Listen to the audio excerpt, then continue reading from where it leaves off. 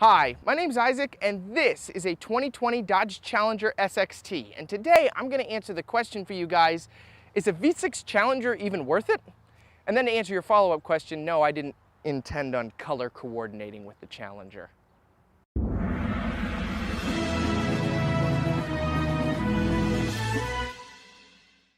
Before we begin, I'd like to thank Brown Daub Chrysler Jeep Dodge and Ram for allowing me to review this vehicle. For all your Chrysler Jeep Dodge or Ram needs, you can visit Brown Daub right off of Route 33 on Hecktown Road in Easton, Pennsylvania, or at their website, browndaub.net.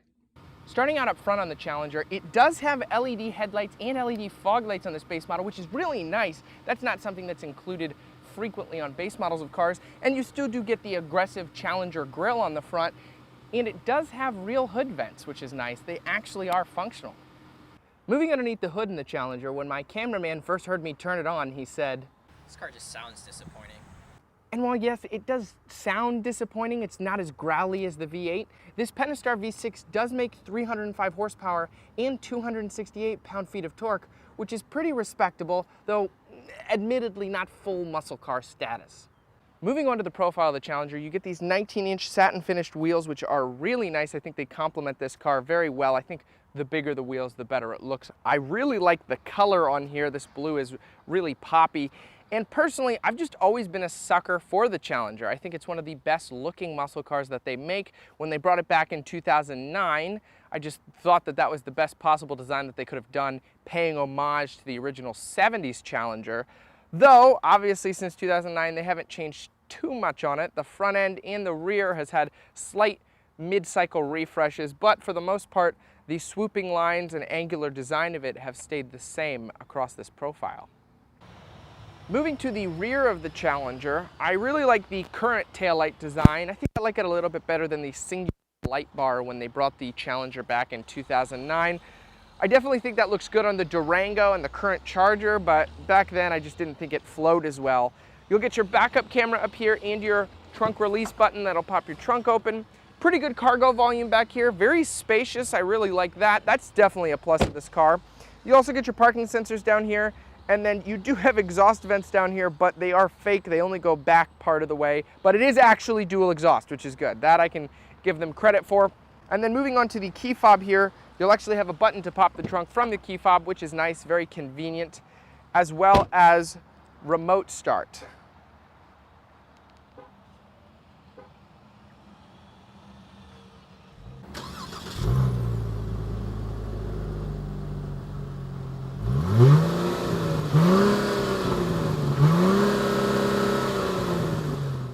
Moving inside the Challenger, it's so hot out, my camera keeps overheating. Sometimes I have to do this where I just do the traditional sit-in on here. You're going to get an 8.4-inch infotainment system in here, and then you'll have your controls for that below it. And then you do have a traditional automatic shifter in here. I actually really happen to like Dodge's shifter. You get your whole hand across it. It feels very powerful on here, especially when you go into the slap shift settings. This is push button start on here, and you do have pretty much the full suite of steering wheel controls on here. I don't want to turn the car on to turn the steering wheel. I guess I'm going to have to though, but you know, that's what it looks like. Though you do have blank switches here, which I mentioned in my Jeep Cherokee video. It's a little disappointing that those are left blank on being such a highly equipped car. This car does have the leather package inside, so it does have very supple leather seats, and the doors are wrapped in leather as well. Very, very finely furnished. I really do like the interior of this. It does feel very upper scale for being a car that essentially keeps getting refreshed every couple of years and has been largely the same since 2009. You'll get a very large screen in your infotainment gauge cluster here. You can switch between a lot of different settings in here. That's really cool as well. You're also going to get an Alpine audio system in here. I think that about wraps up most of the stuff in the interior. There is back seats. They are incredibly tight. They are very, very tiny. I would suggest exclusively babies sit back here. I've discovered that this one actually does have heated seats, ventilated seats, and a heated steering wheel, which is really nice. That is exclusively in the infotainment system. I did say on my Cherokee video I didn't really like that. I would prefer traditional buttons, but it does leave room for the rest of the buttons out here. So that is nice, at least in that regard. It does still feel premium. It doesn't feel chintzy or cheap. It definitely feels like Dodge put a lot of build quality into this. I really do like the seating position of this. You really sit back compared to, let's go the other way. You really sit back compared to other cars, and it feels very commanding. So let's take it for a drive. Getting behind the wheel of this SXT Challenger. You know, everybody always reviews the highest trims. They either review the Scat Pack or the Hellcat or the Demon. I'd love to be able to do that if I ever get the chance to be able to do that. But, you know, I always thought it was interesting too to see the base model. So like, what do you get on this base model? And I mean, this is incredibly well appointed. I have the ventilated seats on right now, and they're so comfortable. They're really, really nice. And I mean, the steering wheel feels great. The leather wrap steering is fantastic. The seats are really comfortable. I think this sticker's for about $36,000, which is a pretty good deal for a muscle car. I think the only thing that holds it back a little bit is the engine, but I think people that really want the car for the engine would just step up to a V8. But if you're a person looking for a quick, fast car that is really responsive and handles really nicely, I think that this is a very good option. I'm gonna open it up here in a second. With the V6, it handles fine. It's very smooth.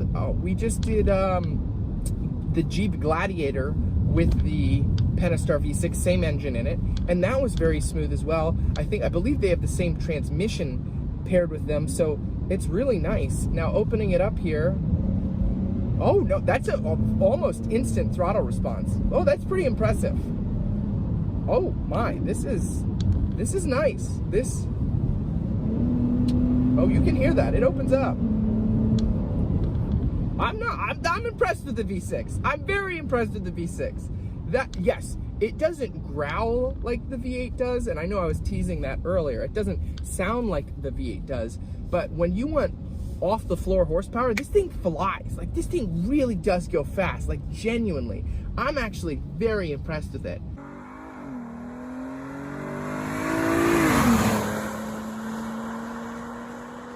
Like, I thought this was gonna kind of lag a little bit, and no, you hit it. This is the most responsive. You put your foot on the gas and it goes. And that's what you really want in a car. And I'm impressed. So honestly, I think the V6 might be worth it. I mean, you get the heated, the leather, the cooled, the steering wheel controls, the leather wrap steering wheel with heat. This is nice. This is a nice car, and I think that, you know, if you are being held back that it's not a V8, think about why. Are you like, do I really need the V8, or is it that you're afraid you're gonna get made fun of because you don't have the V8? And if that's your motive, that's silly. That's silly to hold back getting a nice car like this just because you think your friends at the bar are gonna tease you because you didn't get the V8. You know, take him in this car. Take him in this car, open it up, let him hear how it sounds. I mean, this thing does growl pretty good. I mean, it's not as loud, but it's still really nice.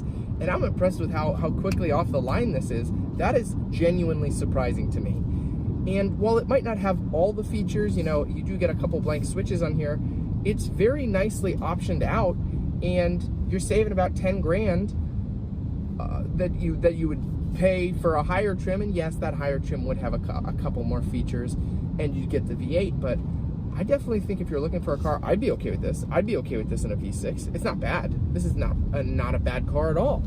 I'm very impressed. So yeah, it handles very smoothly. It doesn't feel rough. It shifts perfectly. This transmission is phenomenal. Like, it really is a good transmission. And that's what I gotta say about it. I didn't think this would be anything special, but it surprised me. I'm genuinely surprised by this. Overall, I was really impressed with this car. It actually, it exceeded my expectations quite a bit, even though it isn't completely featured out, and it doesn't sound as good as the V8 does. But overall, I think it's a really, really fast and a really cool Challenger. If you guys have any comments, feel free to leave it in the description below. Even if you want to be angry and say, oh no, the V8, it's the best car. Well, if you like the V8, then get the V8 Challenger. I mean, there's nothing wrong with that. But if you could leave this video a like, that would really help. Give it a thumbs up and subscribe. That would really, really help my channel. Thank you to Brown Daub right off of Hecktown Road and right off of Route 33 in Easton, Pennsylvania for allowing me to review this. I'm going to have a couple more reviews coming out hopefully soon from them if they haven't already come out. I filmed a bunch of them. I don't know in what order this one's going to come out. And take care, guys. If you have any prayer requests, you can leave that in the comments below. I'm a Christian, and I like to connect with my audience, and I talk to you guys all the time. So I feel like the best way for me to do that is to pray for you guys, and I think that that's a cool way I can connect with you guys. So take care. I know I look like Ryan Reynolds, and I'll see you guys later.